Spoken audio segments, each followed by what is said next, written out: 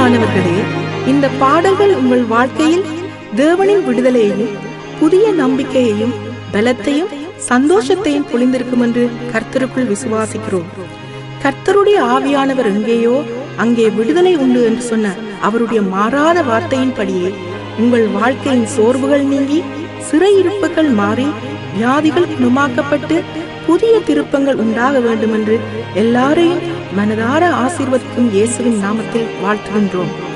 மேலதிக தொடர்புகளுக்கு Palmers Green Tamil Church of God, 211 Green Lanes, Palmers Green, London, N134UH.